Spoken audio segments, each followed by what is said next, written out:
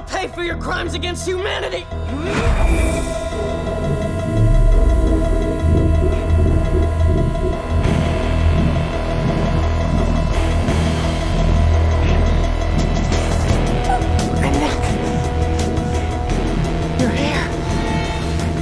Didn't you know? Todd's vegan.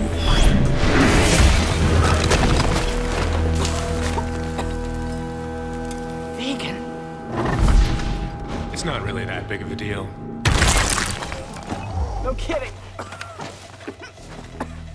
Anyone can be vegan. Ovo-lacto-vegetarian, maybe. Over what? I partake not in the meat, nor the breast milk, nor the ovum of any creature with a face. Short answer, being vegan just makes you better than most people. Bingo.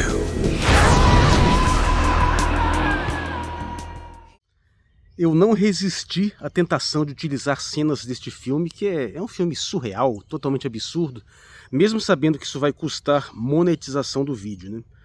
Mas em parte porque ele não deixa de ilustrar uma certa demonização do veganismo, ainda que de uma forma totalmente caricata.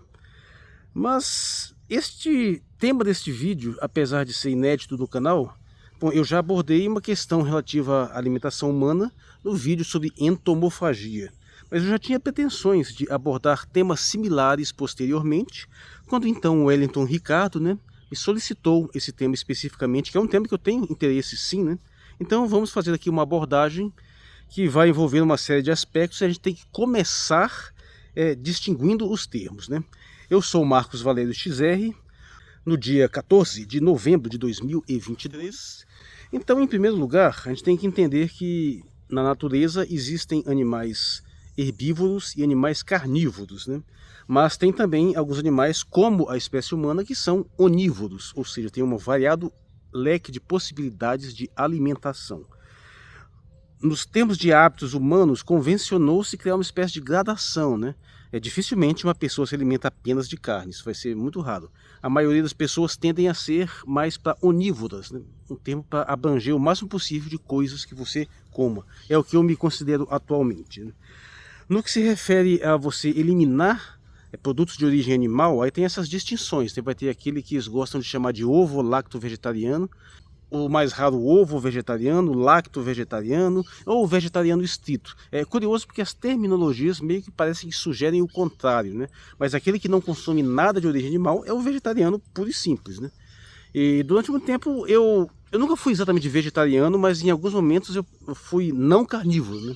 Eu passei uma boa parte da juventude não comendo carne, e depois em outros momentos eu passei a me abster apenas das outras carnes, com exceção do peixe. Uma que eu passei muito tempo sem consumir de jeito nenhum era de porco, até por uma série de percepções espirituais, místicas, religiosas, né? E teve uma época que eu era ovo-lacto-vegetariano, eu não comia carne, eu evitava comer carne, e assim, nenhum problema, não tive nada demais não, mas depois eu abri mão, eu passei a me tornar mais onívoro, e hoje eu como de tudo, né? Eu adoro carne, mas eu não tenho nenhum problema em ser vegetariano se a situação exigir. Vou em restaurante vegetariano numa boa, sem problema. Se o mundo fosse totalmente vegetariano, eu sinceramente acho que seria lucro. Pelo menos agora que nós temos um certo grau de desenvolvimento tecnológico maior, né? Mas a situação não é tão simples assim, né? Porque ao longo da história da humanidade, o consumo de carne não foi apenas uma simples opção. Em alguns casos foi uma necessidade. Vamos observar que no começo fala-se muito dos caçadores-coletores, né? Então você podia colher vegetais em alguns lugares e caçar, né? E dependendo do ambiente, você não tinha a opção da colheita. Em épocas muito frias, no inverno, períodos glaciais, ou quem vive em ambientes gelados como os esquimós, eles não têm opção alimentar vegetal. Então eles têm que consumir carne, né? E além disso, o modo da dinâmica do desenvolvimento humano fez com que frequentemente o consumo de carne fosse assim, uma opção meio que inevitável, até para termos estratégicos. Por exemplo, a agricultura foi desenvolvida em um determinado momento, mas ela exige vastas terras, né? E ao passo que você, quando tem um rebanho, né, você já transcendeu a mera caça, você já está fazendo criação, o seu rebanho tem um certo dinamismo que você pode movê-lo de um lugar para o outro, ao passo que o ambiente agrícola ele é fixo. Aí você tem aquele problema da vulnerabilidade às intempéries, de repente pode vir uma tempestade e destruir tudo. e pode ter uma praga, ou de repente você pode ter um invasor estrangeiro que vem e toma a sua terra. Então, você tendo um rebanho, você pode movê-lo com mais facilidade, ele é mais resistente às variações climáticas, os rebanhos são mais resistentes a pragas, né? Você pode até ter de repente, se alastrou uma praga com o seu rebanho, você vai tirar o seu, um pedaço aqui, manda outro para lá. Então, ou seja, o consumo de carne na espécie humana obedeceu a alguns critérios históricos, e em alguns momentos foi muito vantajoso, tanto em termos estratégicos, você não precisa cultivar uma terra, você vai migrando, o pastoralismo nômade foi muito nesse sentido, né? E está muito associado também ao desenvolvimento de exércitos que vão migrando, né? A própria história, né, do povo judeu, assim, relatado no Antigo Testamento, obedece bem essa temática. Eles eram basicamente pastores nômades que foram se desenvolvendo militarmente, se é que isso é verdade, né? Porque há controvérsias históricas, mas isso só para deixar bem claro que não é uma simples questão das pessoas comerem carne porque gostam. Há um motivo histórico, há um desenvolvimento e, em alguns casos, há uma certa otimização da necessidade alimentar pelo consumo de carne, apesar de todos os problemas envolvidos, né? De qualquer modo, retomando a classificação, é isso que tem que ficar bastante claro. Nós estamos nos referindo inicialmente a uma questão puramente alimentar. Então, no caso, você pode ser alguém que come de tudo, ou alguém que se abstém de carnes específicas, e pode até variar que tipo de carne, ou se abstém de qualquer produto de origem animal. Fica uma certa confusão relativa ao uso de mel também, que não é nem uma coisa nem outra. Só que todos esses ainda estão fazendo considerações limitadas ao universo animal. Você também pode considerar a exploração a nível vegetal, a exploração da terra. Existem concepções onde você pode pensar que até mesmo você promover a agricultura é uma forma de forçar a natureza indevidamente a nos dar coisas, né? Tanto que você vai chegar no grau mais extremo, que é o frutarianismo, né? São as pessoas que consomem apenas frutas, porque as frutas, sim, inegavelmente são feitas para serem consumidas, isso é por animais. Então aí sim, você já estaria num nível de relação mais harmônica com a natureza, praticado por alguns grupos religiosos também, especialmente na Índia. Apesar de que você, para ter um uso perfeito do frutarianismo, o certo seria que você defecasse em ambientes naturais também, né? Porque aí você comeria o vegetal inteiro, com semente, inclusive, que vai passar pelo seu sistema digestivo, e quando você for defecar em algum ambiente natural e enterrar, você já está colocando as sementes adubadas, né? Então isso seria uma relação mais perfeita com a natureza, sem causar nenhum tipo de impacto. Em seja, aquela rejeição à ideia de você promover alterações no ambiente natural, que curiosamente é a natureza humana, né? Mas até aí, mesmo o vegetariano mais restrito, ele está focado na questão alimentar. O veganismo já é uma outra coisa. Um vegano necessariamente é um vegetariano estrito, pelo menos eu não conheço exceções, mas além disso, ele não vai apenas na questão da alimentação, ele vai na questão do uso em geral. Então ele também vai se abster de utilizar qualquer tipo de produtos de origem animal, inclusive couro, inclusive qualquer coisa que passe por um determinado tipo de processamento.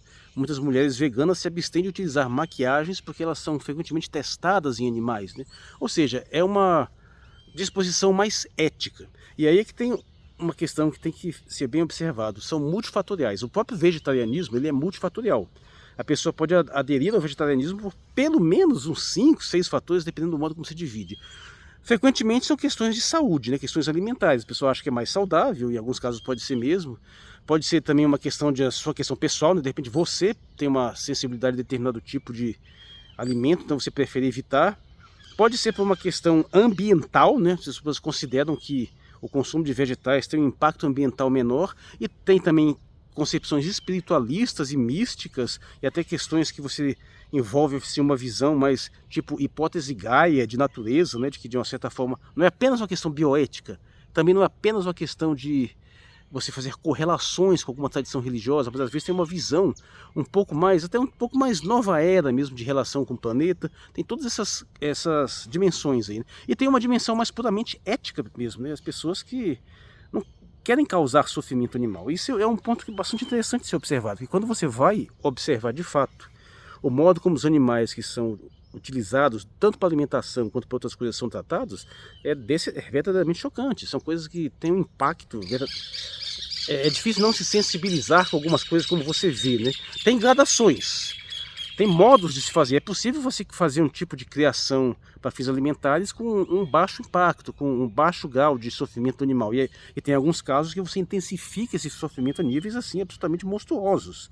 E sim, isso geralmente está relacionado à questão da produção, do modo de produção. Tanto que muitos veganos vão abordar nesse ponto, né, que a questão não é nem tanto você se indispor com as pessoas que têm uma questão mais de subsistência, aquela pessoa que tem um galinheiro em casa, né? A questão mais é quando a produção é a nível industrial. E aí sim, tem coisas verdadeiramente chocantes. E isso eu já faço já tenho um posicionamento pessoal.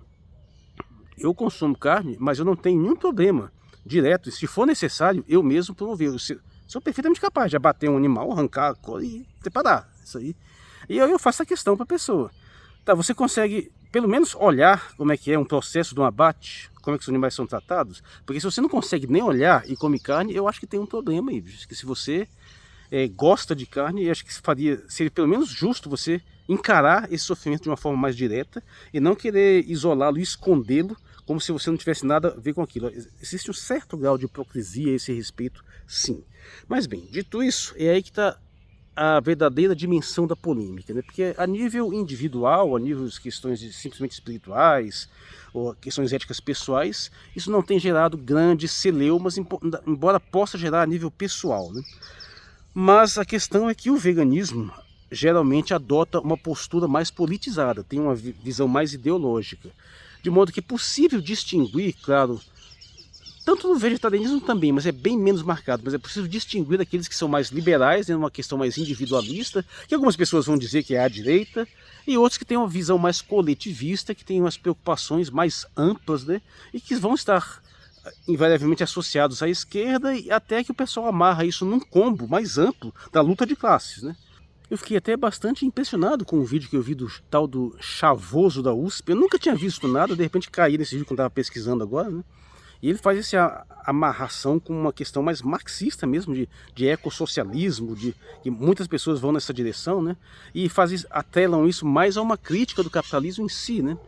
É que gera um problema, porque eu tenho sempre apontado que essa proposta da luta de classes, ela teve um momento histórico mais propício, especialmente, entre outras coisas, porque ela estava mais focada na luta de classes em si, né? E à medida que você foi adicionando elementos, como por exemplo, mas tem que adicionar também a luta de gênero, a questão das mulheres, tá? Então vamos integrar a questão na luta de classe. Já tem a questão das raças, podemos integrar isso também. Aí entrou a questão da sexualidade, aí entra a questão das transexualidade, agora vem a questão do veganismo. Você vai fazendo vários enxertos na luta de classes a ponto que ela se torna insustentável, porque você vai ter que convencer as pessoas não apenas de lutarem pelo seu próprio interesse econômico, não, mas por uma série de outros interesses que já não são tão fáceis de você argumentar a respeito deles. De uma certa forma, eu estou sempre apontando isso.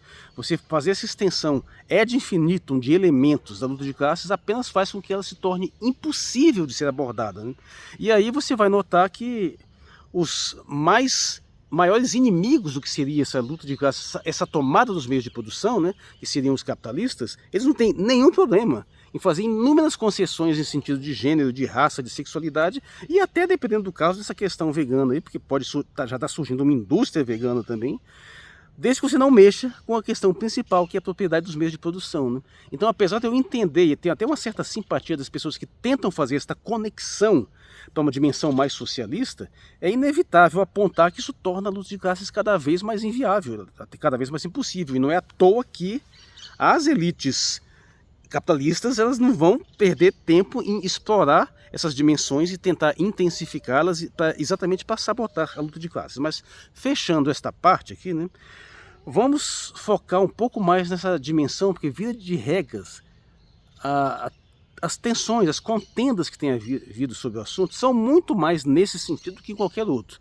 Claro que também há considerações de cunho puramente alimentar, mas eu não tendo a não abordá-las muito, porque tem pessoas que vão dizer que você ser vegan prejudica a saúde. Aí eu já digo, não, isso é bobagem. As pessoas podem sim ser totalmente vegetarianas, podem ser totalmente veganas, ser perfeitamente saudáveis, isso é bobagem. Agora, pode ter questões pessoais, você pode ter uma pessoa pode ter um determinado tipo de deficiência metabólica, alguma coisa que pode exigir um consumo preferencial de uma coisa ou outra. Mas no sentido geral, nós temos sociedades que praticam os hábitos alimentares mais exóticos e sem grandes problemas, né? também não significa que você vai se tornar uma pessoa assim mais aprimorada em termos de saúde, também não significa nada disso. Não precisa nem ir longe lá do efeito do Todd the Vegan com superpoderes lá não, né? Mas de fato não necessariamente isso vai te tornar mais saudável. Agora, tem uma série de considerações que aí já é até bom abrir um parênteses, que nem são exatamente espiritualistas, né? São considerações vitalistas. Que é curioso que só quem aborda isso mais diretamente sou eu na minha obra de ficção científica, né? Nas 4 Damas do Apocalipse aborda essa questão da vitalidade, né? Mas é que elas fazem determinados argumentos de que você não deve consumir carne, em grande parte por uma questão de vitalidade deteriorada, né? Eu, por exemplo, participei durante um tempo dos grupos de yoga, né? Aqueles do método de Rose, do mestre de Rose, eles, por exemplo, também não comem carne de jeito nenhum, né? Tem até dizem, nada de bicho morto. É interessante, foi interessante a experiência, mas eu decidi não ficar. E a questão é exatamente essa, que a gente tem uma relação com a vitalidade do mundo, né, que perpassa os alimentos, e quando você mata um animal, ou você consome um animal morto, você tem um dano nessa vitalidade que interferiria na sua estrutura vital, interferiria na abertura dos seus chakras, né? Então teria impactos a nível espiritual também, né? São considerações diversas que você tem que apontar, mas eu quero focar agora exatamente na polêmica, e a polêmica, via de regra, é de ordem política e ideológica, como não seria de se esperar, né? Ainda que haja algumas questões aqui que se pode levar mais para o lado da religião, o ponto é que a tensão que está sendo gerada é exatamente nessa associação do veganismo, num sentido mais politizado, não necessariamente atrelado a um ecossocialismo, com uma proposta revolucionária de derrubar o capitalismo, pode até nem ser isso, mas especialmente quando você faz com que uma postura que inicialmente seria individual ou de um grupo, começa a ser uma postura que deveria ser aplicada, e você começa a lutar para aplicar essa postura de uma forma muito mais ampla, né? Pretendendo que a sociedade inteira assuma essa postura. E é aí que surgem os problemas mais delicados. Eu realmente não acho que no momento atual, na maioria dos locais, seja realmente viável você abandonar completamente o consumo de carne. Fiz esse ponto. Não foi só um processo histórico. Ainda hoje, determinada situação, né, dependendo da situação, é economicamente mais viável a produção de carne, apesar que o pessoal tem argumentos para dizer o contrário em defesa de uma posição mais vegana, mais vegetariana. Mas não é tão simples assim. O rebanho tem um certo dinamismo, tem certa facilidade de você movê-lo, de você triá-lo. O fato de não ser fixo gera uma certa facilidade, já tem toda uma tradição, toda uma tecnologia, e você realmente suprimir isso tudo não seria uma coisa fácil, até que perfeitamente possível, mas exigiria de fato uma revolução maior. E eu insisto nesse ponto eu concedo totalmente. Eu acho que sim, o mundo seria melhor se a gente se abstivesse desse tipo de consumo de exploração animal. Sim, a gente poderia desenvolver um novo modelo econômico com impacto menor, e aí sim, com essa nova adaptação, você poderia otimizar uma determinada produção, embora tenha uma série de outras questões também, como por exemplo a pesca, né? Porque a pesca tem um dinamismo totalmente diferente, que você sai inclusive da terra, né?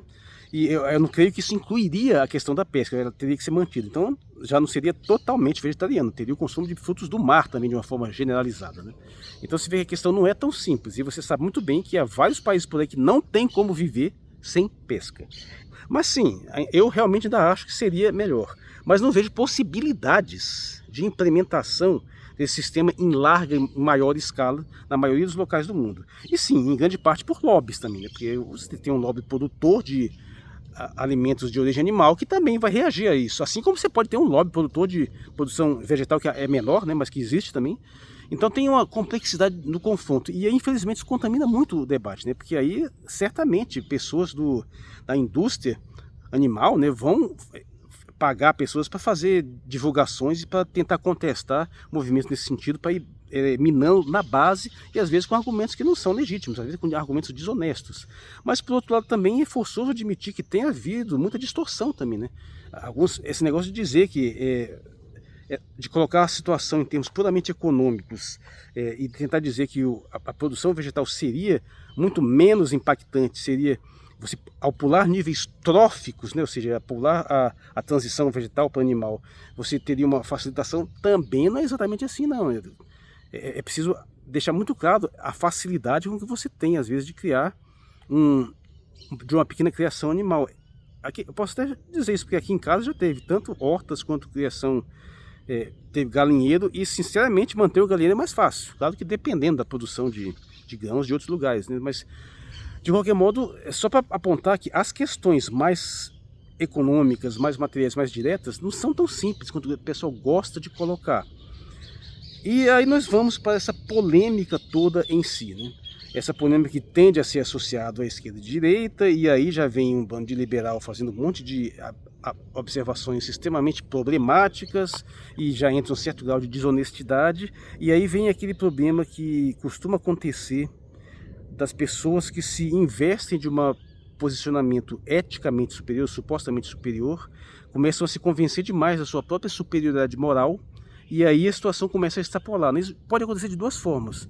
Uma muito comum é você ir na direção da luta de classe, um negócio mais revolucionário, mais marxista, e quando você, depois de um tempo, você percebe que não tem como você obter grandes vitórias nessa luta, só te resta você se fechar cada vez mais num grupo de auto-reforço, de autoajuda, e esse grupo vai se convencendo cada vez mais da sua superioridade moral. Então deixa de ser um discurso de pragmática revolucionária para ser um discurso quase que terapia de grupo, onde você vai... Uma dessas formas de você lidar com isso é você ficar cultivando a sua superioridade moral, né, sua suposta superioridade. E aí pode acontecer de algumas pessoas passarem a tratar as pessoas de fora desse grupo com um certo desprezo, até com uma certa agressividade. Isso pode também não passar pela questão da luta de classes e de uma forma mais direta, porque afinal ela está considerando o bem-estar dos animais, então ela se sente uma pessoa mais assim responsável, mais conscientizada, e infelizmente é uma fraqueza humana comum que isso acaba se atrelando a um fortalecimento de um ego, e aí você passa a ter uma tensão cada vez maior com as pessoas que não concordam com isso, e passa a ver as pessoas que consomem carne, por exemplo, pura e simplesmente pela ótica da crueldade, da violência.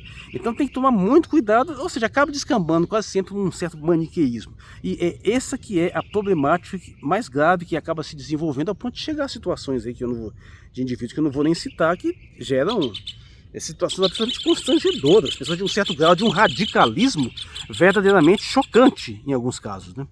Aliás, fica até uma questão, e a entomofagia, né, o sistema alimentar de insetos, não envolveria essa questão do veganismo também? Será que você poderia deixá-la no âmbito do veganismo ou não? A princípio não, né, porque seriam animais, de certa forma. Mas é bom apontar que tem sempre uma questão da questão do sofrimento. Geralmente muitos desses vegetarianos não aplicam essas noções na direção dos vegetais, porque a princípio os vegetais não seriam, como eles gostam de dizer, sencientes. Eu não gosto desse termo, porque geralmente é utilizado no sentido apenas de você ter sensações, né? Você pode ter algum grau de sofrimento. E sim, os insetos não têm essa mesma capacidade de sentir sofrimento quanto os animais mais complexos. Eles não têm nem sequer sistema nervoso, eles não sentem dor, literalmente. Claro que não vou questionar, vou dizer que não tem algum grau de sofrimento também, não sei, mas a princípio não tem nenhum motivo para se levar isso a sério, né? Mas o fato é que essa discussão toda vai acabar sendo contaminada por essa absolutamente horrenda dicotomia esquerda-direita, e essa briga toda, e liberal, conservador, contra progressistas, essa questão toda que realmente não vai ajudar muito. Mas além dessa temática, que é tema exaustivamente debatido neste canal, tem essa especificidade também da questão de um certo puritanismo, né? De uma certa forma de você achar que é possível haver uma existência assim que minimize o uso da violência. Quer dizer, possível mas que elimine o uso da violência, não. Até porque nós podemos perceber uma série de coisas, não apenas a questão da alimentar. Existem várias formas de você impactar o meio ambiente. O simples fato de você construir uma casa, você já causou sofrimento animal. Você já teve que expulsar ambientes daqueles locais que foram civilizados. Muitas espécies foram mortas nesse processo civilizatório. Aí eu pergunto, o vegano também vai abrir mão de ter uma casa ou vai viver no meio do mato? Porque a harmonia perfeita em termos da natureza é você viver completamente nu no meio do mato, só consumindo frutas, né? E ninguém está disposto a fazer isso. Nós estamos aqui no nosso mundo tecnológico e temos que, eu acho que é mais prudente a gente aceitar esse fato para não cair nessa hipocrisia. Nós somos seres que impactamos a natureza, isso não tem outro jeito. E existe uma tensão que obedece à natureza humana, que é essa fato de a realização da natureza humana é um impacto na natureza em geral. A natureza não é harmoniosa, ela tem predatismo, tem coisas matando, mas tem muito sofrimento a nível natural. Não somos nós que introduzimos esse sofrimento no mundo. Deveria ser nosso dever minimizá-lo? Eu acho que sim, nós somos seres conscientes disso, mas nós estamos em condições de fazer isso? Não, infelizmente ainda não. Nosso nível de desenvolvimento não nos permite você abraçar totalmente essa dimensão, uma dimensão ética superior de você tentar minimizar esse impacto, porque existem grupos que podem fazer isso, mas a civilização inteira não pode fazer isso, não tem condições ainda, ou talvez essas condições estejam começando a surgir, porque se todo mundo assumisse essa postura, não haveria condições de materiais de sustentabilidade da espécie humana. Mas o mais importante é que a gente está seguindo a nossa natureza, e a nossa natureza é impactar o meio ambiente, é transformar o meio ambiente. Isso é um real antropocentrismo, né, que infelizmente não há no Ocidente nenhuma tradição verdadeiramente antropocêntrica. Todas são completamente fajutas, é totalmente fajuto dizer que qualquer tradição ocidental, a começar pelas religiosas, são antropocêntricas. Mentira. Eu só conheço uma ideologia perfeitamente antropocêntrica, que é a ideia Juche, norte-coreana, que aliás é muito interessante. Mas a questão é que nós temos que também ter um certo grau de realismo e não ter um certo idealismo que, se você for procurar e você tentar ser o mais coerente possível, você sempre vai achar alguma coisa em que você incorre que causa impacto animal, mesmo de forma indireta.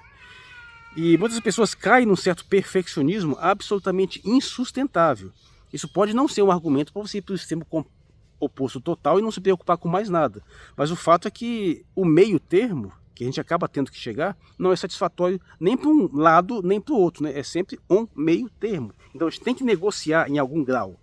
E esse puritanismo às vezes me leva à questão do especismo, né? O especismo proposto pelo o Peter Singer, né? Que tem esse negócio da ética, da bioética com relação aos animais, né? Que foi ele que levantou essa temática da ciência. Eu tenho várias críticas a Peter Singer, já citei isso em mais de uma vez nesse canal. E essa questão do especismo me preocupa muito, porque sim, nós somos especistas, nós defendemos a nossa espécie, e não tem como ser de outra forma.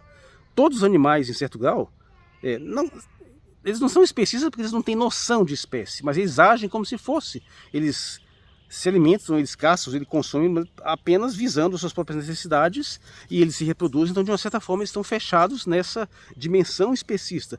Apenas a espécie humana pode se conscientizar disso, né? E você transformar isso num combo, mas aí porque aí já é o capitalismo, aí já é o racismo, o sexismo, o machismo, o especismo, o capacitismo, né?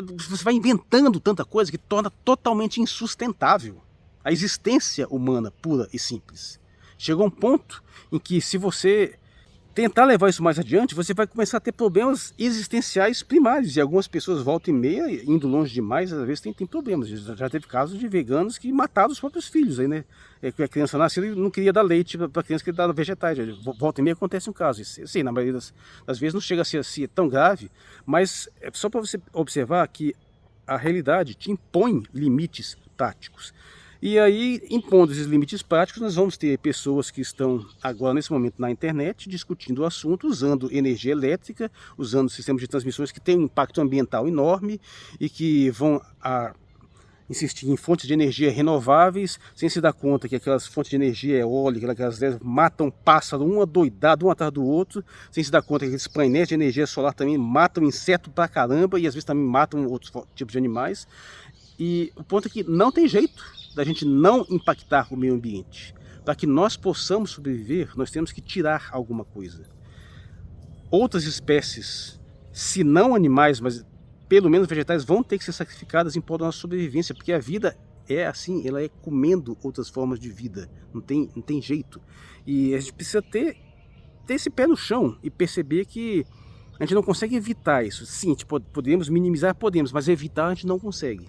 Nós estamos meio que condenados assim, nesse círculo existencial, né, que é totalmente aconselhável que façamos esforço no sentido de minimizar isso, de aperfeiçoar nossa existência. Eu sou totalmente favorável a isso, mas que não é tão simples você, no contexto atual, fazer esse tipo de exigência e achar que todas as pessoas têm que aderir a uma causa que, se todo mundo de fato aderisse, ela não seria sustentável. Então, acho que o posicionamento das pessoas que têm essa insistência essa postura mais vegana ou no vegetarianismo em geral, deveria ser mais no sentido de criar as condições para que um dia essa revolução se torne possível, do que tentar forçar essa revolução agora, e muitos têm consciência disso. Em suma, os problemas vão vir dos radicalismos, né, como sempre, das polarizações, como sempre, de pessoas que se fecham numa visão de superioridade moral, que às vezes perdem a noção da realidade, não a conhecem direito, acham, têm visões, têm sonhos que não são realizáveis em um determinado momento, e tanto forçar determinadas pautas de um modo assim inviável, ou às vezes até enxertá-las na luta de classes de um modo que também acaba tornando ela inviável. É a questão que você pode assumir essas posturas individualmente. Eu acho que não faz nenhum sentido alguém questionar isso, né? Sendo bem posicionado, você pode fazer uma propaganda, tentar convencer, eu acho que tudo isso perfeitamente legítimo, tentar atrair pessoas para essa dimensão. Você tem que ter a percepção das limitações e, sobretudo, evitar criar uma indisposição com as pessoas que não vão aceitar a sua visão, que alguns desses, o próprio Chavot só disse isso de uma forma até bastante interessante, né? Não é questão de hostilizar as pessoas, ele vai direcionar a crítica dele mais ao sistema. Sim, aí quando a crítica vai mais no sistema de superexploração, né, aí ela se torna muito mais válida, porque de fato aí passou de uma simples questão de necessidade. Não é o fato de você gerar um rebanho para alimentar as pessoas, é para você maximizar lucros. Então, se você chegou num grau que está todo mundo perfeitamente bem alimentado, o cara vai tentar convencer as pessoas a comerem mais carne ainda, que é para ele vender mais. E se chegar, vai tentar expandir ainda mais. E mesmo assim, quando chegar no nível de saturação, o sistema exige que ele maximize mais e mais e mais. Então, não tem limite. Ele só é detido pelas limitações materiais brutas mesmo, porque senão ele se transferiria indefinidamente. Aí já é um problema, sim, do sistema de capitalismo liberal desregulado, que tem a maximização do capital como fim em si mesmo. Aí já é uma outra dimensão. Só que isso pode ser abordado, pode ser confrontado muito melhor, simplesmente deixando de lado essas pautas secundárias que só fazem dificultar o assunto. Se você tenta fazer esse super mega combo classe, raça, gênero, sexualidade, espécie, não sei o que, você se torna inviável a luta. Você deveria focar mais, e até porque os países que obteram conquistas, todos eles, nenhum deles utilizou essas pautas. Pelo contrário, foi um confronto mais direto e eles conseguiram umas conquistas, alguma minimização. Só quem derrotou totalmente o capitalismo mesmo, sim, Coreia do Norte, o único que fez isso, e vai muito bem, obrigado. Cuba, mais ou menos, os todos reacrescentaram elementos liberais, que eu acho que meio que inevitável, considerando que a maior parte do mundo está nesse sistema também, não teria como ser de outra forma. E a gente tem então que ter a consciência de que a luta é lenta. Abrir mão dessa ideia de uma revolução brusca e passar a pensar mais num progresso mais lento, um progresso difícil, que vai ter altos e baixos, idas e vindas. E a gente tem feito isso historicamente. A questão da consciência, né, de você se sensibilizar com o sofrimento de animais é extremamente bem-vinda, desde que você não caia no seu extremo oposto, que é passar a odiar a sua própria espécie humana, né? Esses delírios de achar que a solução, então, é eliminar a espécie humana, tudo vai ficar bem. Não, porque a violência está na natureza. A gente impactou muitas espécies, sim, mas a humanidade até hoje não conseguiu matar tantas espécies quanto a própria natureza mata. Ela até salva e preserva algumas. Então são muitas questões assim complexas, e eu gostaria muito de sempre apelar a esse pessoal não fazer contendas desmedidas, porque elas não vão levar a lugar nenhum, só vão gerar um certo ranço contra o seu movimento. Mas talvez o mais importante é a gente ter em mente a nossa real natureza humana, que não é uma natureza de perfeita harmonia com o meio ambiente, porque nenhuma espécie está em perfeita harmonia com o meio ambiente. Essas espécies, existe uma harmonia secundária, você chega a um determinado ambiente, parece estar perfeitamente equilibrado, mas é só porque, especialmente muitas espécies animais, sofrem um descarte absolutamente brutal.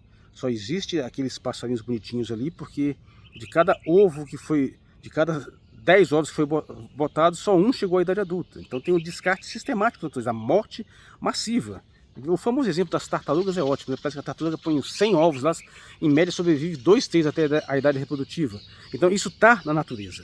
Esse massacre sistemático, esse sofrimento sistemático está na natureza.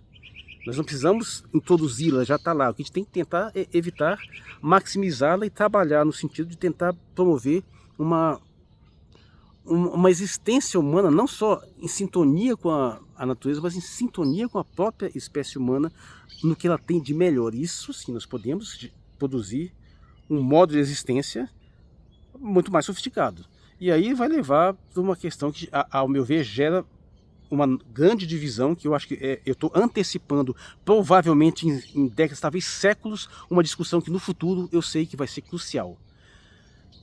Nós devemos ter um grau de harmonia maior com a natureza por meio de desenvolvimento tecnológicos sustentáveis, mais sofisticados, ainda mais avançados do que nós temos hoje, mas que por outro lado tem um impacto menor, ou seja, uma engenharia cada vez mais sofisticada, nós devemos ir em uma dimensão absolutamente contrária e em vez de ficar desenvolvendo essas tecnologias estruturais, essas máquinas, esses equipamentos, a gente deve começar a fazer intervenções diretas na própria vida, incluindo a vida humana, para torná-la mais compatível com o meio ambiente. Aí pensa bem, em vez de você ter aquela megalópole futurista, lindíssima, totalmente harmonizada, com prédios brancos, vitrais lindos, totalmente integrada numa floresta harmoniosa, tudo bonitinhozinho, mas que é uma cidade. Ou será que não seria muito mais interessante nós interferirmos no meio ambiente para gerar ambientes de aparência natural, mas aprimorados, e aprimorar os nossos próprios corpos para que nós possamos nos adaptar a esses ambientes sem ter que recorrer a mais nada? Desenvolver corpos humanos que não precisam ficar se abrigando, porque podem viver perfeitamente expostos a sol e chuva numa boa, como muitos animais podem. Que você pode ter uma otimização alimentar, que você precisa consumir poucos recursos. Você tem uma capacidade, você já é resistente às doenças, às intempéries, ou seja, criar um novo tipo de ser humano, uma espécie transhumana, meta-humana, mas que, exatamente por ter uma super capacidade, não precisa de construir casas, de cidades, de microestruturas, porque ela já tem tudo ali, as suas capacidades físicas já são suficientes para que ela sobreviva bem no ambiente. Ou seja, eu acho que isso vai ser uma questão muito interessante no futuro, onde eu já lidei com isso em alguns ambientes de ficção científica, né, onde você, de repente, você pode chegar num determinado local e achar que é um local primitivo, porque não tem tecnologia nenhuma à vista, mas apenas porque os seres ali estão tão bem adaptados que eles não precisam de tecnologias, eles não precisam interferir no meio ambiente para viver bem. Ou nós vamos num outro sentido totalmente diferente, vamos construir cidades no espaço, estruturas cada vez mais afastadas para não impactar o ambiente, mas utilizar, estar em harmonia com esse ambiente aqui, enquanto estamos vivendo no espaço. Isso são projetos para o futuro, e não adianta tentar jogar o carro na frente dos bois, usando essa metáfora de exploração animal, né? Até porque, detalhe também, a agricultura também tem frequentemente exploração animal. Não a agricultura grande, a agricultura comercial, ela não precisa. Mas a agricultura menor, às vezes familiar, eles usam animais para arar a terra também, né? Então são muitas questões envolvidas aí, eu espero que isso tenha servido lá para o Wellington Ricardo, que fez esse pedido sobre esse vídeo. Eu, sendo um membro do canal, eu tenho esse direito de fazer esse pedido. Não sei se ficou alguma questão adicional, talvez quisesse fazer uma questão mais específica, mas isso sem problema.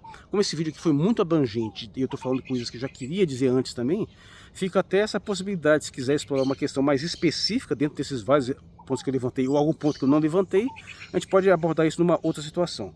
Mas espero que tenha dado um panorama minimamente satisfatório aqui desta temática.